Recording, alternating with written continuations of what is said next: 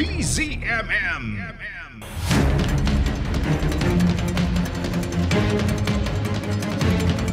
Klaro na ang Biblia ng ating bansa ay yung saligang batas at dinidisrespect ito ng Senate by not doing their constitutional duty. It's snowballing into this social consensus and intellectual consensus that it is the duty of the Senate to convene as soon as possible. Magsisimulan sa 11, araw-araw na kahit Sabado, Linggo, tuloy-tuloy. 30 rendition of judgment. 19 days. Sasabihin ng iba, 3 araw na lang yan. Pero 3 araw pa rin yan. Marami tayong magagawa.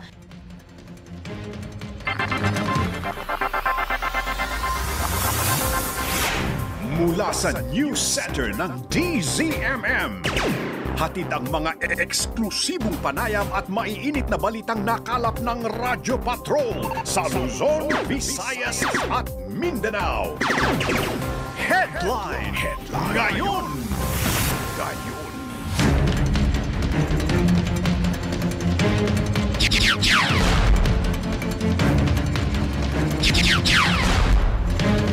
Sa headline ngayon, tao ng Brigada Eskwela umarangkada na. Iba't ibang grupo nangalampag sa Senado para ipanawagang simula na ang impeachment trial ni Vice President Sara Duterte. Mga universidad kanya-kanya ring panawagan para sa pagsisimula ng paglilitis. LPA at Habagat patuloy na nagpapaulan sa bansa. Mga residenteng naninirahan sa ilalim ng tondo sa Maynila, tinarget ng Oplan pag-abot ng DSWD. Presyo ng diesel may halong pisong pagtaas bukas. Gasolina at kerosene magmamahal din. Tricycle nakagaling lang sa kulungan sa Rizal, pinagbabaril. Babaeng pasahero patay. At Fela at dating Pussycat Dolls lead singer Nicole Scherzinger wagi sa Tony Award. Magandang tanghali Luzon, Visayas at Mindanao. Ako po si Jeffrey Hernaez. Ako naman po si Rica Lazo. At sa detalye ng mga headline ngayon. Mga kapamilyang marangkada na ang taon ng Brigada Eskwela bilang paghahanda sa pagbubukas ng klase sa June 16. Pinangunahan mismo ni Pangulong Marcos Jr. at Education Secretary Sani Angara ang pagbubukas ng Brigada Eskwela sa Bulacan. Balita mula sa Bulacan. Hatid ni Radyo Patrol, Christian Yosores. Christian. Jeff at Rica, unang binisita ng Pangulo ang Barihan Elementary School sa bayan ng Malolos kung saan ininspeksyon niya ang mga ginagawang paghahanda ng paaralan para sa papalapit na balik eskwela. Nasaksihan ng Pangulo ang pagpipintura sa mga upuan, pag-aayos sa mga kisame at kable sa mga classroom at paggawa ng learning materials sa mga guro, ilang estudyante at volunteers. Tumulong rin ang presidente sa pagpapako ng ilang blackboard at nakisalamuha sa mga guro at nag-turnover din ng 22 tablet at isang laptop. Nag-iwan pa ng mensahe si Marcos Jr. matapos isulat sa blackboard ang mga katagang welcome back to school at paalala sa mga kabataang mag-aral ng mabuti.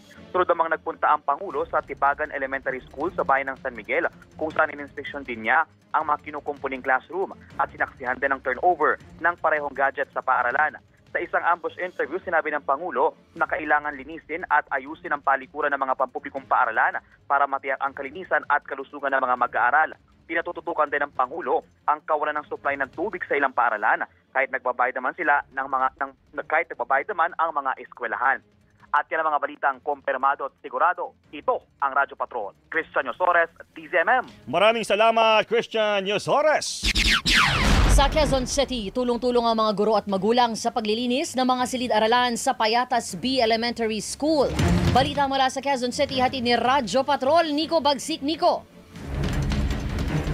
Rika, kanya-kanyang dala ng timba, walis, daspan at iba pang panlinis ang mga magulang at guro ng Payatas B Elementary School sa Quezon City ngayong unang araw ng Brigada Eskwela. Kuskus dito, unas doon, ganyan ang kanilang pagtutulungan para malinis ang paaralan para sa pasukan ngayong buwan. Ang ilang magulang lumahok para maisaayos at masigurong malinis ang mga silid-aralan.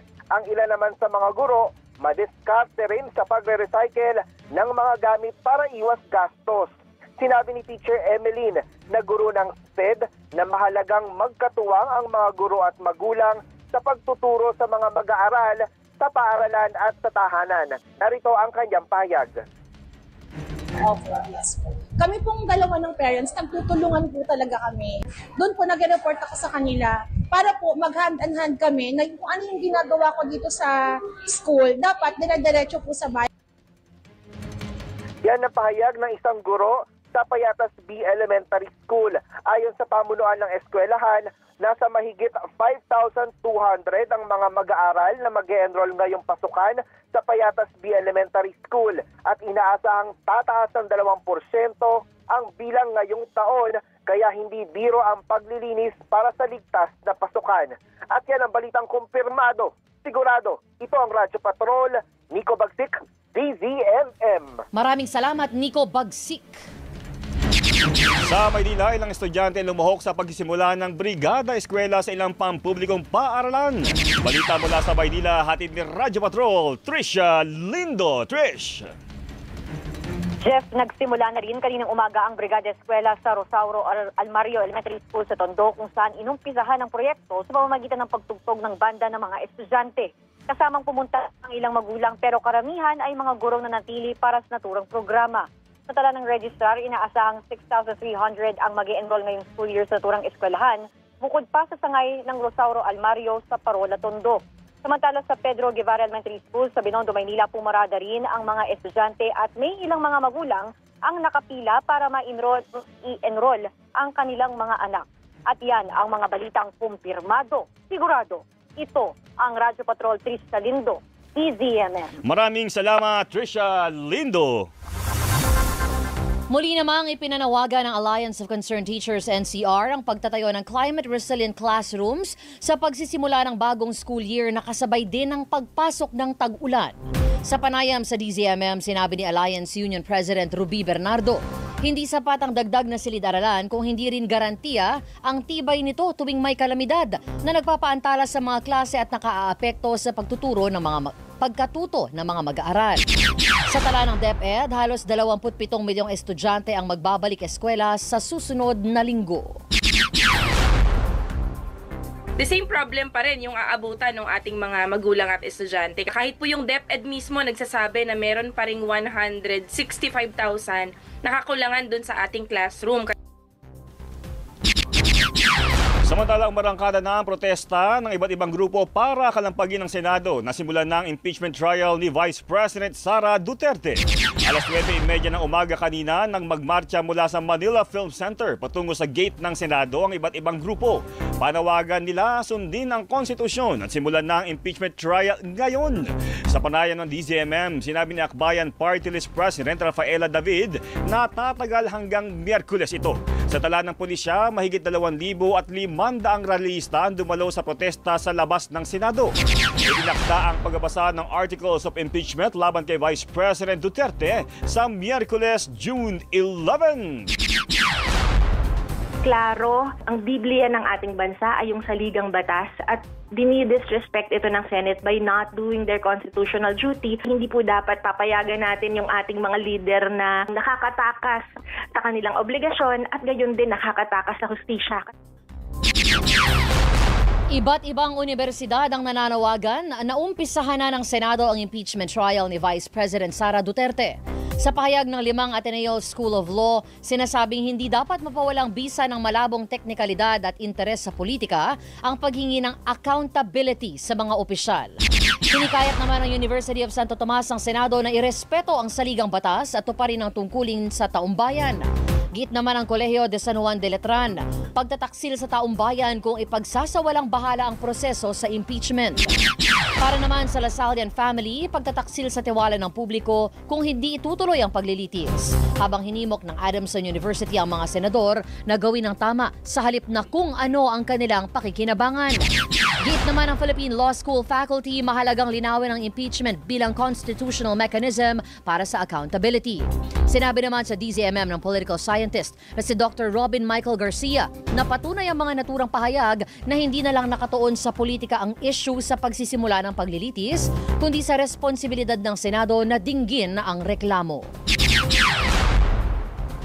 It's snowballing into sort of this social consensus and intellectual consensus that it is the duty of the Senate to convene, to convene as soon as possible. There's this consideration that it's not anymore about politics because it's their constitutional duty.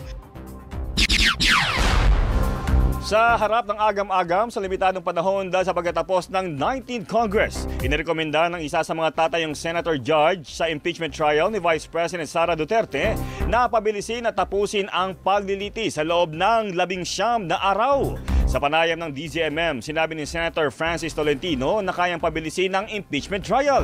Gaya ng ginawa sa second Trump impeachment case sa Amerika na natapos lang ng 5 araw. Hindi na rin anya kailangang baguhin ang Senate impeachment rules dahil ito'y para sa kalendaryo lang ng paglilitis. Tiwala naman si Senate Deputy Minority Leader Risa Ontiveros na hindi pa humantong sa deadlock ang impeachment trial kahit ilang araw na lang ang natitira sa 19th Congress.